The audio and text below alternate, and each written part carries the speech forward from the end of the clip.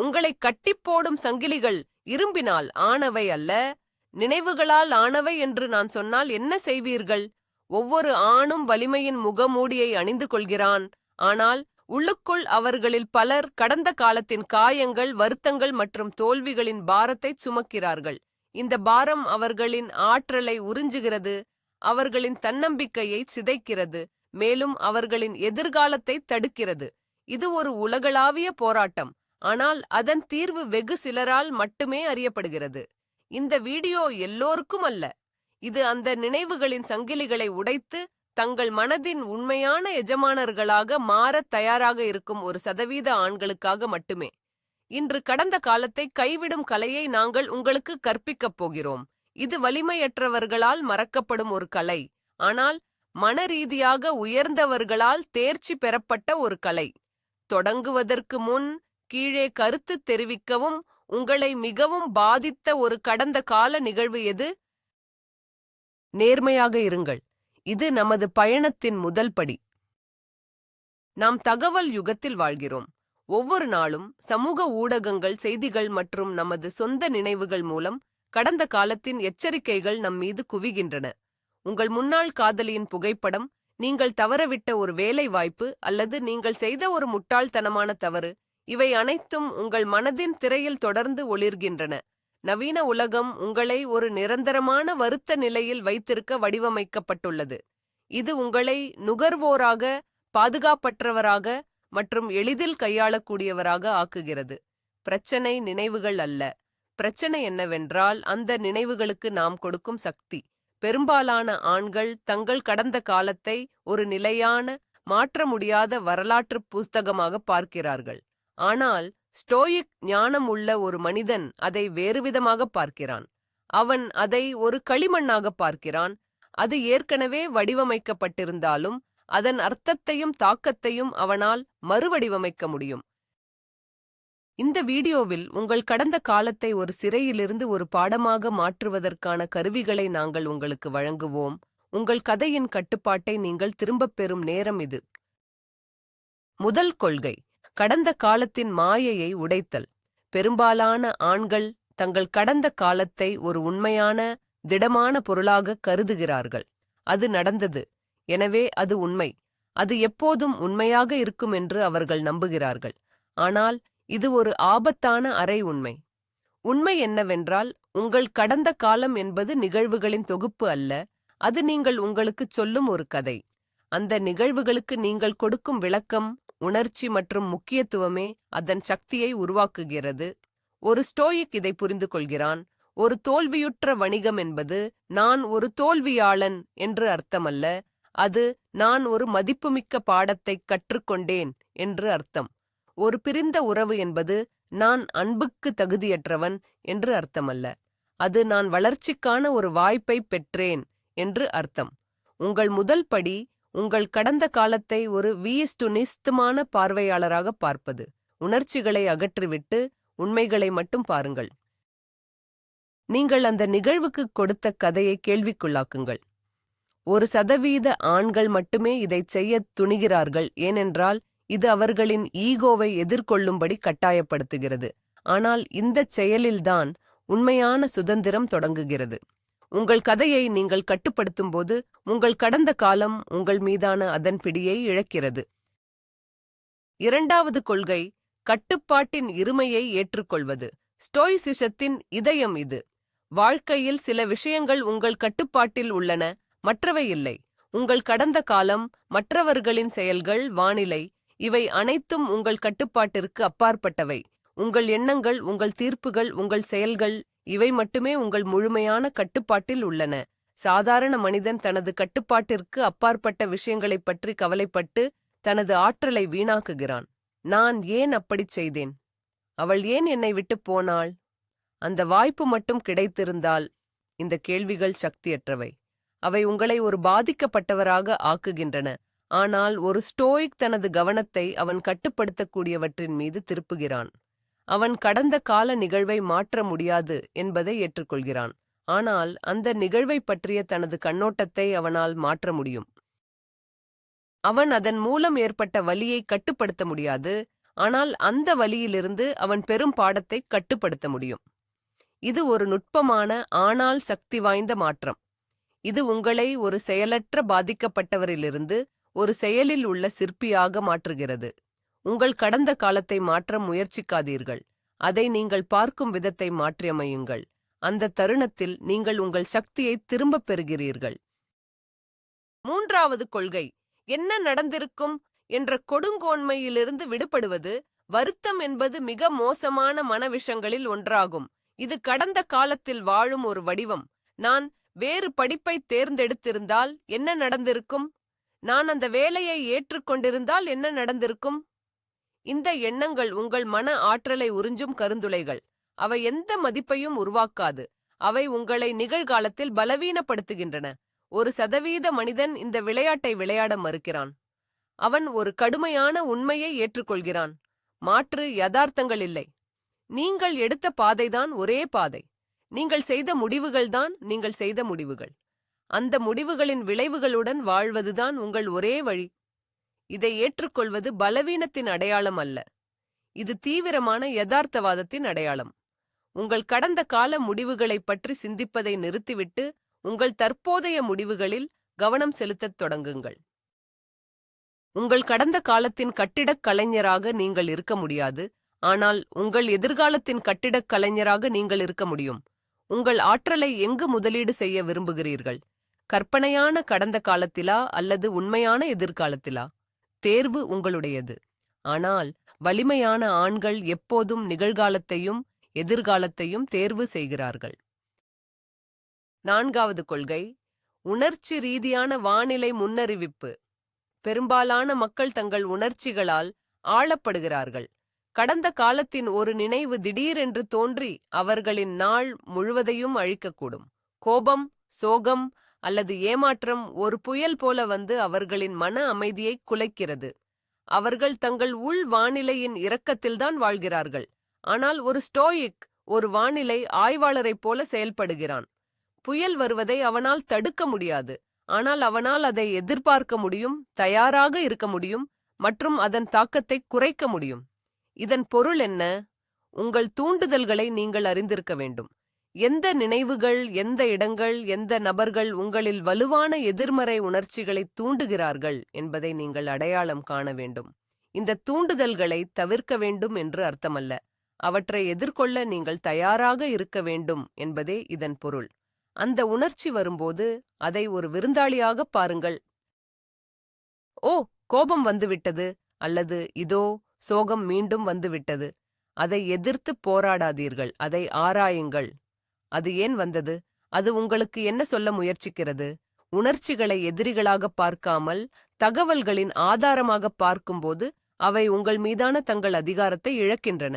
நீங்கள் புயலில் சிக்கிய படகாக இல்லாமல் புயலை கவனிக்கும் கலங்கரை விளக்கமாக மாறுகிறீர்கள். ஐந்தாவது கொள்கை, கடந்த காலத்தை ஒரு நூலகமாக பயன்படுத்துதல், ஒரு வீடாக அல்ல. ஒரு சாதாரண மனிதன் தனது கடந்த காலத்தில் வாழ்கிறான். அவன் பழைய நினைவுகளை மீண்டும் மீண்டும் அசை போடுகிறான். பழைய உரையாடல்களை மீண்டும் நிகழ்த்துகிறான். பழைய காயங்களை மீண்டும் உணர்கிறான். அவனது கடந்த காலம் அவனது வீடு. அவன் அங்கேயே வசிக்கிறான். நிகழ்காலத்தின் வாய்ப்புகளை புறக்கணிக்கிறான்.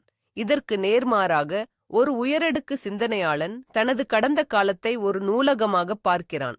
அது அறிவு, பாடங்கள் மற்றும் தரவுகளின் விஷாலமான களஞ்சியம். அவன் அங்கு வாழவில்லை. அவன் தேவைப்படும்போது மட்டுமே அங்கு செல்கிறான். ஒரு குறிப்பிட்ட சிக்கலை தீர்க்க ஒரு புத்தகம் தேவைப்படும்போது ஒரு நூலகத்திற்குச் செல்வது போல அவன் ஒரு குறிப்பிட்ட பாடத்தை கற்றுக்கொள்ள அல்லது ஒரு குறிப்பிட்ட தவறைத் தவிர்க்க தனது கடந்த காலத்திற்குச் செல்கிறான். அவன் தனக்கு தேவையான தகவலைப் பெற்றவுடன் அவன் நூலகத்தை விட்டு வெளியேறி நிகழ்காலத்திற்கு திரும்புகிறான். உங்கள் கடந்த காலத்தை இப்படி பார்க்க பழகுங்கள். உங்களை நீங்களே கேட்டுக்கொள்ளுங்கள். இந்த நினைவிலிருந்து நான் என்ன கற்றுக்கொள்ள முடியும்? அல்லது இந்த அனுபவம் எதிர்காலத்தில் சிறந்த முடிவுகளை எடுக்க எனக்கு எப்படி உதவும்? கடந்த காலத்தை ஒரு உணர்ச்சிகரமான அனுபவமாக இல்லாமல் ஒரு அறிவுசார் வளமாக பயன்படுத்தும்போது அதன் வலி உங்களை விட்டு விலகி அதன் ஞானம் மட்டுமே உங்களுடன் தங்கும். இதுதான் உணர்ச்சி பிராமாய் சுமையிலிருந்து அறிவுசார் வளர்ச்சிக்கு மாறும் இரகசியம். ஆறாவது கொள்கை, மன்னிப்பின் உண்மையான அர்த்தத்தை புரிந்து கொள்வது. மன்னிப்பு என்ற வார்த்தை பலவீனத்துடன் தவறாக இணைக்கப்பட்டுள்ளது. மற்றவர்களை மன்னிப்பது என்பது அவர்களின் செயல்கள் சரியானது என்று ஏற்றுக்கொள்வது அல்ல. உங்களை மன்னிப்பது என்பது உங்கள் தவறுகளை புறக்கணிப்பது அல்ல. மன்னிப்பு ஸ்டோயிக் பார்வையில் ஒரு நடைமுறைச் செயலாகும். அது மற்றவர்களுக்காக அல்ல, அது உங்களுக்காக. மன்னிக்க மறுப்பது என்பது ஒரு சூடான நிலக்கரியை கையில் பிடித்துக்கொண்டு அதை மற்றவர் மீது எரியும் நம்பிக்கையுடன் இருப்பது போன்றது. இறுதியில் நீங்கள்தான் காயமடைகிறீர்கள். கோபத்தையும் வெறுப்பையும் பிடித்து வைத்திருப்பது உங்கள் மன ஆற்றலை ஒரு பயனற்ற போரில் வீணடிக்கிறது. மன்னிப்பு என்பது அந்த நிலக்கரியை கீழே வைக்கும் செயல். இது அந்த போரை முடிவுக்கு கொண்டு வரும் முடிவு. இது உங்கள் மன இடத்தை விடுவித்து நிகழ்காலத்தில் கவனம் செலுத்த உங்களை அனுமதிக்கிறது. இது ஒரு உணர்ச்சி பூர்வமான செயல் அல்ல, இது ஒரு பகுத்தறிவு முடிவு. உங்களை காயப்படுத்தியவர்களை அவர்களின் செயல்களின் சுமையிலிருந்து நீங்கள் விடுவிக்கிறீர்கள். மிக முக்கியமாக உங்களை நீங்களே மன்னியுங்கள். நீங்கள் ஒரு மனிதன், நீங்கள் தவறுகள் செய்தீர்கள், அதை ஏற்றுக்கொள்ளுங்கள், அதிலிருந்து கற்றுக்கொள்ளுங்கள், பின்னர் முன்னுட்டு செல்லுங்கள். 1% ஆண்கள் இதை புரிந்து கொள்கிறார்கள். மன்னிப்பு என்பது கடந்த காலத்தை மாற்றுவது அல்ல, அது எதிர்காலத்தை விடுவிப்பதாகும். 7வது கொள்கை, நேர்மறை நினைவுகளின் சக்தியை பயன்படுத்துதல். கடந்த காலத்தை கைவிடுவது என்பது எல்லா நினைவுகளையும் அழிப்பது என்று அர்த்தமல்ல. இது ஒரு பொதுவான தவறான கருத்து. அது எதிர்மறை நினைவுகளின் பிடியிலிருந்து விடுபடுவதைப் பற்றியது. அதே நேரத்தில் வலிமையான மனிதர்கள் நேர்மறையான நினைவுகளை ஒரு கருவியாக பயன்படுத்துகிறார்கள். அவர்கள் தங்கள் வெற்றிகளை, மகிழ்ச்சியான தருணங்களை மற்றும் அவர்கள் கடந்து வந்த சவால்களை நினைவில் கொள்கிறார்கள். இது தற்பெருமைக்காக அல்ல, இது அவர்களின் மன வலிமையை வலுப்படுத்த. நீங்கள் ஒரு கடினமான சவாலை எதிர்கொள்ளும்போது, நீங்கள் முன்பு ஒரு பெரிய தடையை தாண்டிய நேரத்தை நினைத்துப் பாருங்கள். நீங்கள் சந்தேகத்தால் சூழப்பட்டிருக்கும்போது, நீங்கள் ஒருமுறை உங்கள் திறமையில் முழு நம்பிக்கை வைத்திருந்த தருணத்தை நினைவு கூறுங்கள். இது நேர்மறை சிந்தனை என்ற மேலோட்டமான கருத்தை பற்றியதல்ல, இது உங்கள் சொந்த வரலாற்றிலிருந்து ஆதாரங்களைச் சேகரிப்பதைப் பற்றியது. உங்கள் கடந்த காலம், உங்கள் திறமை, உங்கள் பின்னடைவு மற்றும் உங்கள் வலிமை ஆகியவற்றின் சான்றுகளால் நிரம்பியுள்ளது. ஒரு புதைபொருள் ஆராய்ச்சியாளரைப் போல அந்த ஆதாரங்களை தோண்டி எடுக்க வேண்டியது உங்கள் வேலை. உங்கள் வெற்றிகளின் ஒரு மனரீதியான பட்டியலை வைத்திருங்கள். தேவைப்படும்போது அதை அணுகவும்.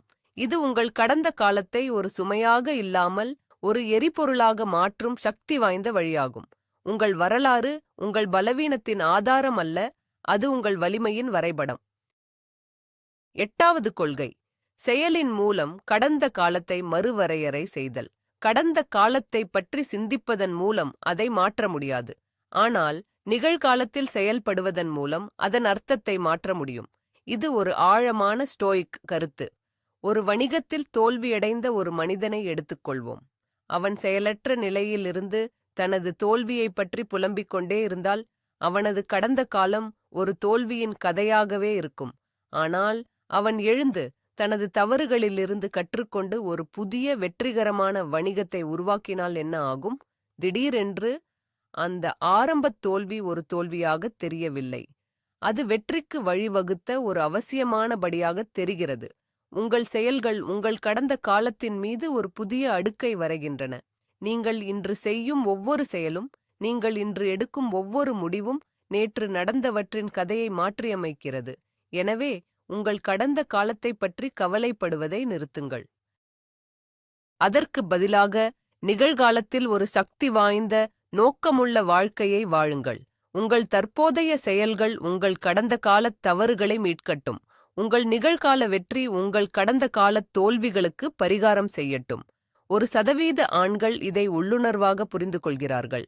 கடந்த காலத்தை வெல்வதற்கான சிறந்த வழி ஒரு சக்தி வாய்ந்த எதிர்காலத்தை உருவாக்குவதாகவும். 9வது கொள்கை, உடல் மற்றும் மனம் ஆகியவற்றுக்கு இடையேயான தொடர்பை புரிந்து கொள்வது. உங்கள் மனம் உங்கள் உடலில் இருந்து தனித்த ஒரு பொருள் அல்ல, அவை பிரிக்க முடியாத வகையில் இணைக்கப்பட்டுள்ளன. உங்கள் மனதில் நீங்கள் சுமக்கும் கடந்த காலத்தின் உணர்ச்சி பூர்வமான சுமை உங்கள் உடலில் உடல் ரீதியான அழுத்தமாக வெளிப்படுகிறது. பதட்டம், தசை இறுக்கம், தூக்கமின்மை, இவை அனைத்தும் தீர்க்கப்படாத கடந்த காலத்தின் அறிகுறிகளாக இருக்கலாம். ஒரு உண்மையான ஸ்டோயிக் தனது உடலையும் ஒரு கோட்டையாக கருதுகிறான். அவன் அதை ஒழுக்கத்துடன் நடத்துகிறான். உடற்பயிற்சி என்பது தற்பெருமைக்கானது அல்ல, அது மனத் தெளிவுக்கான ஒரு கருவி. ஒரு கடினமான உடற்பயிற்சியின் போது உங்கள் மனம் நிகழ்காலத்தில் இருக்க கட்டாயப்படுத்தப்படுகிறது. கடந்த காலத்தை பற்றி சிந்திக்க நேரமில்லை. அது மன அழுத்த ஹார்மோன்களை வெளியேற்றுகிறது மற்றும் உங்கள் மனநிலையை மேம்படுத்தும் எண்டோர்பின்களை வெளியிடுகிறது. தியானம் மற்றும் மூச்சுப் பயிற்சி உங்கள் நரம்பு மண்டலத்தை அமைதிப்படுத்தி உணர்ச்சி பூர்வமான எதிர்வினைகளை குறைக்க உதவும். நீங்கள் உங்கள் உடலை வலிமையாக்கும்போது உங்கள் மனமும் வலிமையாகிறது. கடந்த காலத்தின் பேய்களை எதிர்த்துப் போராட உங்களுக்கு உடல் ரீதியான பின்னடைவு தேவை. உங்கள் உடலை புறக்கணிக்காதீர்கள், அதை உங்கள் மனதின் கூட்டாளியாக பாருங்கள். உடல் வலிமை மன வலிமைக்கு வழிவகுக்கிறது மற்றும் மன வலிமை கடந்த காலத்தின் பிடியிலிருந்து உங்களை விடுவிக்கிறது. 10வது கொள்கை, கதை சொல்லியின் பாத்திரத்தை ஏற்றுக்கொள்வது. உங்கள் வாழ்க்கையின் ஒவ்வொரு கணமும் நீங்கள் 2 பாத்திரங்களில் ஒன்றை வகிக்கிறீர்கள். ஒன்று கதையின் பாத்திரம், மற்றொன்று கதை சொல்லி. பெரும்பாலான மக்கள் தங்கள் வாழ்க்கையை பாத்திரங்களாகவே வாழ்கிறார்கள். நிகழ்வுகள் அவர்களுக்கு நடக்கின்றன, அவர்கள் சூழ்நிலைகளின் பாதிக்கப்பட்டவர்கள். அவர்கள் தங்கள் கடந்த காலத்தால் எழுதப்பட்ட ஒரு ஸ்கிரிப்டை பின்பற்றுகிறார்கள். ஆனால் 1% ஆண்கள் ஒரு முக்கியமான உண்மையை உணர்கிறார்கள். அவர்கள் கதை சொல்லியாக இருக்க முடியும். அவர்கள் நிகழ்வுகளை கட்டுப்படுத்த முடியாவிட்டாலும் அந்த நிகழ்வுகளின் அர்த்தத்தை கட்டுப்படுத்த முடியும்.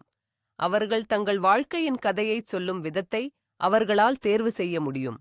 நான் எனது கடினமான குழந்தை பருவத்தால் பாதிக்கப்பட்டேன் என்று சொல்வதற்கு பதிலாக அவர்கள் எனது கடினமான குழந்தை பருவம் எனக்கு மீள்திறனை கற்றுக் கொடுத்தது என்று சொல்லலாம்.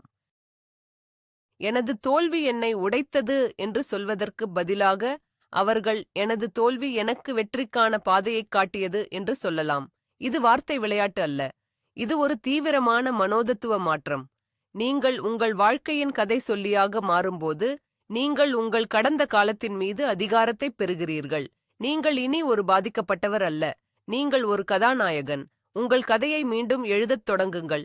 அதை ஒரு சோகக் கதையாக இல்லாமல் ஒரு வெற்றிக் கதையாகச் சொல்லுங்கள். 11வது கொள்கை, தற்காலிகத்தின் சட்டத்தை ஏற்றுக்கொள்வது. பிரபஞ்சத்தில் உள்ள அனைத்தும் மாறக்கூடியவை. நட்சத்திரங்கள், மலைகள், பேரரசுகள் அனைத்தும் காலப்போக்கில் மறைந்துவிடும். உங்கள் கடந்த காலத்தின் வலிகள் மற்றும் சந்தோஷங்களும் இதற்கு விதிவிலக்கல்ல. ஒரு சாதாரண மனிதன் தனது வேதனையை நிரந்தரமானதாக கருதுகிறான். இந்த வலி ஒருபோதும் போகாது என்று அவன் நினைக்கிறான். இது அவனை விரக்திக்குள்ளாக்குகிறது. ஆனால் ஒரு ஸ்டோயிக் தற்காலிகத்தின் யதார்த்தத்தை ஆழமாக புரிந்து கொள்கிறான். அவன் தனது உணர்ச்சிகளை ஒரு நதி போல பார்க்கிறான். அவை வருகின்றன, அவை பாய்கின்றன, பின்னர் அவை கடந்து செல்கின்றன. அவன் எந்த ஒரு உணர்ச்சியையும், அது எவ்வளவு தீவிரமாக இருந்தாலும், பிடித்து வைக்க முயற்சிப்பதில்லை. அவன் அதை அனுபவிக்கிறான், கவனிக்கிறான், பின்னர் அது போக அனுமதிக்கிறான். இது உணர்ச்சியற்றதாக இருப்பது அல்ல, இது உணர்ச்சிகளால் அடித்துச் செல்லப்படாமல் இருப்பதாகவும் உங்கள் வேதனை நிரந்தரமானது அல்ல என்பதை நீங்களே நினைவுபடுத்துங்கள். உங்கள் வருத்தங்கள் காலப்போக்கில் மங்கிவிடும். இந்த புரிதல் உங்களுக்கு ஒரு விஷாலமான முன்னோக்கைக் கொடுக்கிறது. இது உங்கள் தற்போதைய வலியை அதன் உண்மையான அளவில் பார்க்க உதவுகிறது. உங்கள் வாழ்க்கையின் விஷாலமான திரைச்சீலையில் ஒரு சிறிய தற்காலிக இழை. இந்த முன்னோக்குடன் கடந்த காலத்தின் பிடியிலிருந்து விடுபடுவது எளிதாகிறது. 12வது கொள்கை, வெளிப்புற சரிபார்ப்பை நிராகரித்தல். பல ஆண்கள் தங்கள் சுய மதிப்பை மற்றவர்களின் கருத்துக்களுடன் பிணைக்கிறார்கள். அவர்கள் கடந்த காலத்தில் செய்த தவறுகளுக்காக மற்றவர்கள் அவர்களை தீர்ப்பிடுவார்கள் என்று அவர்கள் அஞ்சுகிறார்கள். இந்த பயம் அவர்களை முடக்குகிறது. அவர்கள் தங்கள் கடந்த காலத்தை மறைக்க முயற்சிக்கிறார்கள், மேலும் அது வெளிப்படும் என்ற நிலையான பதட்டத்தில் வாழ்கிறார்கள். இது ஒரு பலவீனமான நிலை. 1% மனிதன் தனது மதிப்பை உள்ளிருந்து பெறுகிறான். அவனது சுய மதிப்பு அவனது குணத்தின் அடிப்படையில் அமைந்துள்ளது, மற்றவர்களின் கருத்துக்களின் அடிப்படையில் அல்ல. அவன் தனது கடந்த காலத்தை ஏற்றுக்கொள்கிறான், அதன் வெற்றிகள் மற்றும் தோல்விகள் இரண்டையும். அவன் அதை மறைக்க முயற்சிப்பதில்லை. யாராவது அவனது கடந்த காலத் தவறுகளைப் பற்றி அவனை குறை கூறினால் அவன் அதை அமைதியாக ஏற்றுக்கொள்கிறான். ஆம், நான் அந்த தவறைச் செய்தேன், நான் அதிலிருந்து கற்றுக்கொண்டேன். அவனது பதில் தற்காப்புடன் இருப்பதில்லை, காரணம், அவன் தனது மதிப்பை பாதுகாக்க வேண்டிய அவசியமில்லை. நீங்கள் மற்றவர்களின் சரிபார்ப்பை நாடுவதை நிறுத்தும்போது, உங்கள் கடந்த காலம் உங்கள் மீது வைத்திருக்கும் சக்தியின் பெரும் பகுதியை நீங்கள் அகற்றிவிடுகிறீர்கள். உங்கள் சொந்த நீதிபதியாக இருங்கள். உங்கள் செயல்களை உங்கள் சொந்த விழுமியங்களின்படி மதிப்பிடுங்கள். இதுதான் உண்மையான சுதந்திரம். இதுதான் உடையாத தன்னம்பிக்கையின் அடித்தளம். 13வது கொள்கை, நிகழ்காலத்தில் முழுமையாக ஈடுபடுதல். கடந்த காலத்தில் வாழ்வதற்கும் எதிர்காலத்தைப் பற்றி கவலைப்படுவதற்கும் இடையே பெரும்பாலான மக்கள் நிகழ்காலத்தை இழக்கிறார்கள். நிகழ்காலம் மட்டுமே உண்மையானது. இது மட்டுமே நீங்கள் செயல்படக்கூடிய இடம். கடந்த காலத்தின் பிடியிலிருந்து தப்பிக்க சிறந்த வழி நிகழ்காலத்தில் முழுமையாக மூழ்குவதுதான். இதைச் செய்வதற்கான ஒரு சக்தி வாய்ந்த வழி கவனத்துடன் அல்லது மைண்ட்ஃபுல்னஸ் பயிற்சி செய்வதாகவும். நீங்கள் ஒரு வேலையைச் செய்யும்போது அந்த வேலையில் மட்டுமே கவனம் செலுத்துங்கள். உங்கள் எண்ணங்கள் கடந்த காலத்திற்குச் சென்றால் அவற்றை மெதுவாக நிகழ்காலத்திற்கு திருப்புங்கள். நீங்கள் சாப்பிடும்போது உணவின் சுவை, மணம் மற்றும் அமைப்பை கவனியுங்கள். நீங்கள் நடக்கும்போது உங்கள் கால்களுக்கு கீழே உள்ள தரையை உணருங்கள். இது எளிமையானதாகத் தோன்றலாம், ஆனால் இது ஒரு தீவிரமான பயிற்சி. இது உங்கள் மனதை ஒரு அலைபாயும் குரங்கிலிருந்து ஒரு லேசர் கற்றையாக மாற்றுகிறது. நீங்கள் நிகழ்காலத்தில் எவ்வளவு அதிகமாக வாழ்கிறீர்களோ அவ்வளவு குறைவாக கடந்த காலம் உங்களை தொந்தரவு செய்யும். ஸ்டோயிக்ஸ் இதை அறிந்திருந்தனர். அவர்கள் கார்பே டியம், நாளை பிடி என்ற கருத்தை நம்பினர். உங்கள் முழு கவனத்தையும் உங்கள் முழு ஆற்றலையும் தற்போதைய தருணத்திற்கு கொடுங்கள். அந்த தருணத்தில் கடந்த காலத்திற்கு இடமில்லை. 14வது கொள்கை, உங்கள் வட்டாரத்தை புத்திசாலித்தனமாக தேர்ந்தெடுப்பது. நீங்கள் யாருடன் நேரத்தை செலவிடுகிறீர்களோ அவர்களாகவே நீங்கள் ஆகிறீர்கள். நீங்கள் தொடர்ந்து கடந்த காலத்தை பற்றி புகார் செய்யும், குறை கூறும் நபர்களுடன் பழகினால் அவர்களின் மனநிலை உங்களையும் தொற்றிக்கொள்ளும். அவர்கள் உங்கள் பழைய காயங்களை தூண்டிவிடுவார்கள், உங்கள் வருத்தங்களை வலுப்படுத்துவார்கள், மேலும் உங்களை கடந்த காலத்திலேயே வைத்திருக்க முயற்சிப்பார்கள். இது நச்சுத்தன்மை வாய்ந்தது. ஒரு உயரடுக்கு சிந்தனையாளன் தனது சமூக வட்டத்தை கடுமையாக பாதுகாக்கிறான். அவன் வளர்ச்சி மனப்பான்மை கொண்ட, எதிர்காலத்தை நோக்கிய மற்றும் சுய முன்னேற்றத்தில் அர்ப்பணிப்புள்ள நபர்களுடன் தன்னைச் சூழ்ந்து கொள்கிறான். இந்த நபர்கள் உங்கள் கடந்த காலத்தை பற்றி உங்களை தீர்ப்பளிக்க மாட்டார்கள். அவர்கள் உங்கள் வளர்ச்சியை கொண்டாடுவார்கள். அவர்கள் உங்களை முன்னோக்கிச் செல்ல ஊக்குவிப்பார்கள். உங்கள் வாழ்க்கையில் உள்ள உறவுகளை மதிப்பிடுங்கள். உங்களை உயர்த்துபவர்கள் யார்? உங்களை கீழே இழுப்பவர்கள் யார்? உங்களை கடந்த காலத்தின் சிறையில் வைத்திருக்க முயற்சிக்கும் நபர்களிடமிருந்து மெதுவாக விலகிச் செல்லுங்கள். இது இரக்கமற்ற செயல் அல்ல, இது சுய பாதுகாப்பின் செயல். உங்கள் மன அமைதி மற்றும் வளர்ச்சிக்கு நீங்கள் முன்னுரிமை அளிக்க வேண்டும். உங்கள் பழங்குடியினரை தேர்ந்தெடுங்கள். உங்கள் எதிர்காலம் உங்களுக்கு நன்றி சொல்லும். 15வது கொள்கை, அமோர் ஃபாத்தி, உங்கள் விதியை நேசித்தல். இது ஸ்டோயிசிசத்தின் மிக உயர்ந்த மற்றும் கடினமான கொள்கைகளில் ஒன்றாகும். இது உங்கள் வாழ்க்கையில் நடந்த அனைத்தையும், நல்லது, கெட்டது மற்றும் அசிங்கமானது, அப்படியே ஏற்றுக்கொள்வது மட்டுமல்ல, அதை நேசிப்பதுமாகும். ஏனென்றால் அந்த ஒவ்வொரு நிகழ்வும், ஒவ்வொரு தவறும், ஒவ்வொரு வலியும் உங்களை இன்றைய மனிதனாக வடிவமைத்துள்ளது. உங்கள் கடந்த காலத்திலிருந்து ஒரு நிகழ்வை அகற்றினால் நீங்கள் வேறு ஒருவராக இருப்பீர்கள். உங்கள் கடந்த காலத்துடன் போரிடுவதற்கு பதிலாக அதைத் தழுவுங்கள். உங்கள் தோல்விகள் உங்களுக்கு ஞானத்தை கொடுத்தன. உங்கள் இதய உடைவுகள் உங்களுக்கு இரக்கத்தைக் கற்றுக் கொடுத்தன. உங்கள் போராட்டங்கள் உங்களுக்கு வலிமையை கொடுத்தன. இவை அனைத்தும் உங்கள் கதையின் ஒரு பகுதியாகும். இது நடந்திருக்கக் கூடாது என்று விரும்புவதற்கு பதிலாக இது நடந்தது, அது என்னை வலிமையாக்கியது என்று சொல்லுங்கள். இது ஒரு செயலற்ற பாரேதிசி அல்ல, இது ஒரு தீவிரமான உரிமை கோரியாகும். இது உங்கள் முழு வாழ்க்கையையும் அதன் அனைத்து குறைபாடுகளுடன் உங்களுடையதென்று உரிமை கோருகிறது. நீங்கள் இந்த மனநிலையை அடையும்போது கடந்த காலத்தின் எந்த நிகழ்வும் உங்களை காயப்படுத்த முடியாது. ஏனென்றால் நீங்கள் எல்லாவற்றையும் உங்கள் நன்மைக்காக பயன்படுத்த கற்றுக்கொண்டீர்கள். இதுவே ஒரு சதவீத மனிதனின் இறுதி மனநிலை. 16வது கொள்கை, எதிர்மறை காட்சிப்படுத்தல் பயிற்சி. இது விசித்திரமாகத் தோன்றலாம், ஆனால் இது ஒரு சக்தி வாய்ந்த ஸ்டோயிக் கருவி. உங்கள் கடந்த காலத்தின் ஒரு மோசமான நிகழ்வை நினைத்துப் பாருங்கள். இப்போது அது இன்னும் மோசமாக எப்படி இருந்திருக்க முடியும் என்று கற்பனை செய்து பாருங்கள். நீங்கள் ஒரு வேலையை இழந்தீர்களா? நீங்கள் உங்கள் ஆரோக்கியத்தையும் இழந்திருக்கலாம். நீங்கள் ஒரு உறவை முறித்துக் கொண்டீர்களா?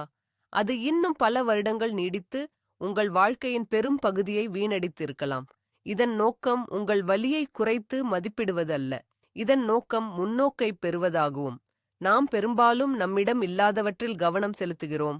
நம்மிடம் உள்ளவற்றை மறந்துவிடுகிறோம். எதிர்மறை காட்சிப்படுத்தல் நடந்தவை எவ்வளவு மோசமாக இருந்தாலும் அது இன்னும் மோசமாக இருந்திருக்கலாம் என்பதை நமக்கு நினைவூட்டுகிறது. இது நன்றியுணர்வின் ஒரு வடிவத்தை உருவாக்குகிறது.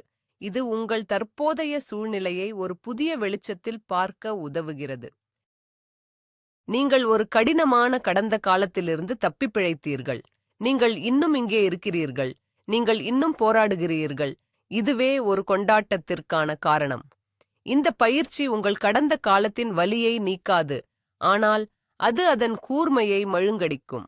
அது உங்களை ஒரு பாதிக்கப்பட்டவரிலிருந்து ஒரு தப்பிப் பிழைத்தவராக மாற்றுகிறது. 17வது கொள்கை, நோக்கமுள்ள மறதி. மறந்துவிடு என்று சொல்வது எளிது, ஆனால் செய்வது கடினம். ஸ்டோயிக் அணுகுமுறை வெறும் மறதியை நம்புவதில்லை, அது நோக்கமுள்ள இடமாற்றத்தை நம்புகிறது. உங்கள் மனம் ஒரு தோட்டத்தைப் போன்றது. நீங்கள் விரும்பாத ஒரு களை முளைத்தால் அதை வெறுமனே பிடுங்குவது மட்டும் போதாது, அதன் இடத்தில் நீங்கள் விரும்பும் ஒன்றை நட வேண்டும். உங்கள் மனதில் ஒரு எதிர்மறையான கடந்த கால நினைவு தோன்றும்போது அதை எதிர்த்து போராடாதீர்கள், அதை ஒப்புக்கொள்ளுங்கள். பின்னர் உங்கள் கவனத்தை நோக்கத்துடன் வேறு ஒன்றிற்கு திருப்புங்கள். ஒரு புதிய திறமையை கற்றுக்கொள்வதில் உங்கள் மனதை ஈடுபடுத்துங்கள். ஒரு சவாலான திட்டத்தில் வேலை செய்யுங்கள். ஒரு ஆழமான உரையாடலில் ஈடுபடுங்கள். உங்கள் மனதை ஒரு நேர்மறையான உற்பத்திஷீலமான விஷயத்தால் நிரப்பும்போது எதிர்மறை நினைவுகளுக்கு இடம் குறைவாகிறது. இது ஒரு தற்காலிக திசை திருப்பல் அல்ல, இது ஒரு நீண்ட கால உத்தி. காலப்போக்கில் நீங்கள் உங்கள் மனதின் பாதைகளை மறுவடிவமைக்கிறீர்கள். எதிர்மறை நினைவுகளுக்குச் செல்லும் பாதை குறைவாக பயணிக்கப்படுகிறது, அதே நேரத்தில் புதிய நேர்மறையான பாதைகள் வலுவடைகின்றன. நீங்கள் கடந்த காலத்தை அழிக்கவில்லை, நீங்கள் அதை விஞ்சி வளர்கிறீர்கள். 18வது கொள்கை, ஒரு மரபுத் திட்டத்தை உருவாக்குதல். கடந்த காலத்தில் சிக்கிக்கொண்ட ஒரு மனிதன் உள்நோக்கி பார்க்கிறான். அவன் தன் சொந்த வலிகள் மற்றும் வருத்தங்களில் மூழ்கியிருக்கிறான். இந்த சுழற்சியை உடைக்க ஒரு சக்தி வாய்ந்த வழி வெளிநோக்கி பார்ப்பது. உங்களை விட பெரிய ஒன்றில் கவனம் செலுத்துங்கள். உங்கள் மரபுத் திட்டம் என்ன? நீங்கள் இந்த உலகில் என்ன தாக்கத்தை ஏற்படுத்த விரும்புகிறீர்கள்? இது ஒரு பெரிய வணிகத்தை உருவாக்குவதாக இருக்கலாம், ஒரு குடும்பத்தை வளர்ப்பதாக இருக்கலாம், அல்லது உங்கள் சமூகத்தில் ஒரு நேர்மறையான மாற்றத்தை ஏற்படுத்துவதாக இருக்கலாம். உங்களிடம் ஒரு தெளிவான, கட்டாயப்படுத்தும் எதிர்கால பார்வை இருக்கும்போது கடந்த காலத்தின் முக்கியத்துவம் குறைகிறது. அது உங்கள் பெரிய பயணத்தில் ஒரு சிறிய புள்ளியாக மாறுகிறது. உங்கள் நோக்கம் உங்கள் வழிகாட்டியாக மாறுகிறது. அது உங்கள் முடிவுகளை வழிநடத்துகிறது மற்றும் உங்கள் செயல்களுக்கு ஆற்றலை அளிக்கிறது. உங்கள் கடந்த காலத் தவறுகள் உங்களை வரையறுக்காது, உங்கள் எதிர்கால லட்சியங்களே உங்களை வரையறுக்கும். 1% ஆண்கள் இதை புரிந்து கொள்கிறார்கள். அவர்கள் தங்கள் கடந்த காலத்தால் உருவாக்கப்படவில்லை, அவர்கள் தங்கள் நோக்கத்தால் உருவாக்கப்படுகிறார்கள். உங்கள் நோக்கத்தைக் கண்டறியுங்கள், அதை உங்கள் வாழ்க்கையின் மையப் புள்ளியாக ஆக்குங்கள். பின்னர் கடந்த காலம் அதனிடத்தில் தானாகவே பொருந்திக் கொள்ளும். 19வது கொள்கை, பொறுமையின் கலையை வளர்ப்பது. கடந்த காலத்தின் பிடியிலிருந்து விடுபடுவது ஒரு இரவில் நடக்கும் நிகழ்வு அல்ல. இது ஒரு பொத்தானை அழுத்துவது போன்றதல்ல, இது ஒரு தசைக்கு பயிற்சி அளிப்பது போன்றது. இதற்கு நேரம், முயற்சி மற்றும் தொடர்ச்சியான பயிற்சி தேவை. பல ஆண்கள் சில வாரங்களுக்கு முயற்சி செய்து உடனடி முடிவுகளை காணாததால் கைவிட்டு விடுகிறார்கள். அவர்கள் மீண்டும் பழைய பழக்க வழக்கங்களுக்கு திரும்புகிறார்கள். இது ஒரு தவறு. ஒரு ஸ்டோயிக் செயல்முறையை நம்புகிறான். அவன் ஒவ்வொரு நாளும் சிறிய, சீரான படிகளை எடுக்கிறான். சில நாட்கள் நன்றாக இருக்கும், மற்ற நாட்களில் பழைய நினைவுகள் மீண்டும் வலுவாக வரக்கூடும். அது பரவாயில்லை. அவன் தன்னை தானே தீர்ப்பதில்லை, அவன் வெறுமனே செயல்முறைக்குத் திரும்புகிறான். இது ஒரு வாழ்நாள் பயணம் என்பதை புரிந்து கொள்ளுங்கள். உங்கள் மனதில் பல ஆண்டுகளாக கட்டப்பட்ட பாதைகளை நீங்கள் மாற்றியமைக்கிறீர்கள். பொறுமையாக இருங்கள், உங்களுடன் மென்மையாக இருங்கள், ஆனால் உங்கள் தரங்களில் உறுதியாக இருங்கள். ஒவ்வொரு சிறிய வெற்றியையும் கொண்டாடுங்கள்.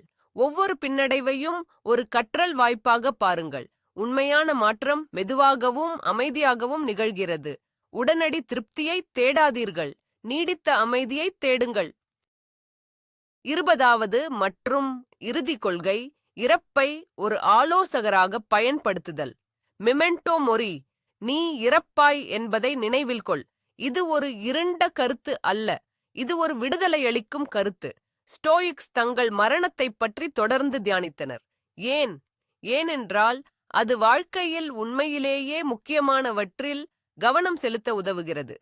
உங்கள் நேரம் குறைவாக உள்ளது என்பதை நீங்கள் உணரும்போது, கடந்த காலத்தின் சிறிய குறைகள் மற்றும் வருத்தங்கள் அவற்றின் முக்கியத்துவத்தை இழக்கின்றன.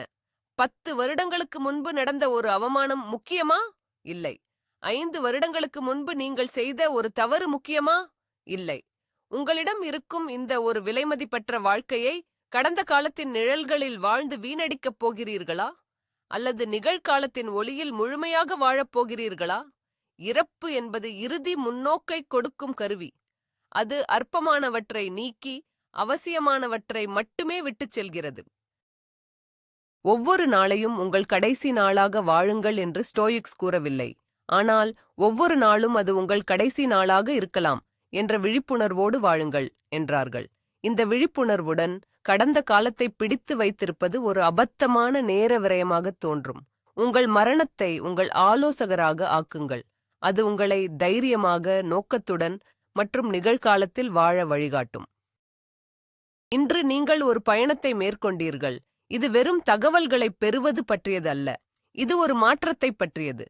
கடந்த காலத்தை கைவிடுவது என்பது மறதி அல்ல, அது ஒரு தேர்வு. உங்கள் மனதின் கவனத்தை எங்கு செலுத்துவது என்பதை தேர்ந்தெடுப்பது. உங்கள் ஆற்றலை எங்கு முதலீடு செய்வது என்பதை தேர்ந்தெடுப்பது. உங்கள் கதையின் ஆசிரியராக இருப்பது யார் என்பதை தேர்ந்தெடுப்பது. உங்கள் கடந்த காலத்திற்கு நீங்கள் கொடுக்கும் சக்தியைத் தவிர வேறு எந்த சக்தியும் இல்லை. இன்று அந்த சக்தியை எப்படி திரும்பப் பெறுவது என்று நீங்கள் கற்றுக்கொண்டீர்கள். இந்த வீடியோவிலிருந்து உங்கள் வரலாற்றின் கைதியாக வெளியேறாதீர்கள், உங்கள் விதியின் சிற்பியாக வெளியேறுங்கள். நினைவில் கொள்ளுங்கள், இந்த அறிவு 1% மட்டுமே. அதை புத்திசாலித்தனமாக பயன்படுத்துங்கள். இந்த உயரடுக்கு வட்டத்தில் சேர்ந்ததற்கு நன்றி. இதுபோன்ற ஆழமான உள்ளடக்கத்திற்கு எங்கள் சேனலுக்கு குழு சேரவும், இந்த வீடியோவை ஒரு நண்பருடன் பகிரவும். அவர் இதிலிருந்து பயனடைவார் என்று நீங்கள் நினைக்கிறீர்கள். இறுதியாக, கருத்துகளில் பதிலளிக்கவும். இந்த வீடியோவிலிருந்து நீங்கள் இன்று செயல்படுத்தத் தொடங்கும் ஒரு கொள்கை எது? அதை எழுதுங்கள். ADKK BD தி எஜராகிரி. உங்கள் மாற்றம் இப்போது தொடங்குகிறது.